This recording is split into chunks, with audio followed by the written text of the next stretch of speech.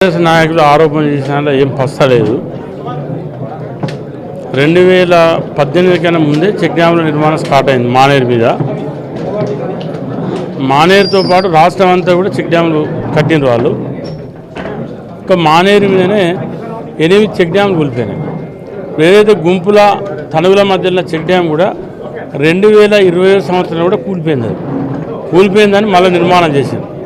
తర్వాత ముత్తారం మండలం కూడా ఖమ్మంపల్లి దగ్గర మంత్రి కాన్స్టిట్యూన్సీలో కూడా కూలిపోయింది. తర్వాత మా దగ్గర రూప్నాన్పేట చెక్ డ్యామ్ అయింది.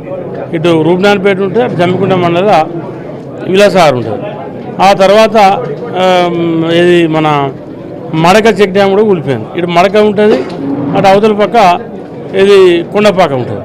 తర్వాత అక్కడి నుంచి వెళ్ళి నీరుకుల్ల గట్టెపల్లి, తర్వాత ఇక్కడ మీదికి వచ్చే వరకు ఇది మన కర్మేరు మండలంలో కూడా బొమ్మకల్, అంటే దాదాపు 8 చెక్ డ్యాములు కూడా వాళ్ళే ప్రభుత్వంనే డిజైన్ చేశారు, వాళ్ళే టెండర్లు పిలిచారు. అవన్నీ ఊలిపోయినాయి. మా దగ్గర హుస్సేన్ మే వాగు మీద కూడా 5 చెక్ డ్యాములు నిర్మాణం చేశారు. ఇలా 5 3 పోయినాయి, 5 3 చెక్ డ్యాములు పోయినాయి. ఆనాడు నేను ఎమ్మెల్యే ఉన్నప్పుడు Telugu Desam party MLA, Congress government 2009-14 మధ్యలో ఆనాడు కట్టినటువంటి చెక్ డ్యామ్ ఇవాళ కూడా అట్లే ఉన్నది. అది అంటే ఆనాడు డిజైన్ అప్పటి ప్రభుత్వం కట్టినటువంటి చెక్ డ్యామ్ కూడా పోలేదు. కానీ వీళ్ళు కట్టిన చెక్ డ్యాములు మాత్రం 5 కడితే అలాకెళ్ళి 3 పోయినాయి.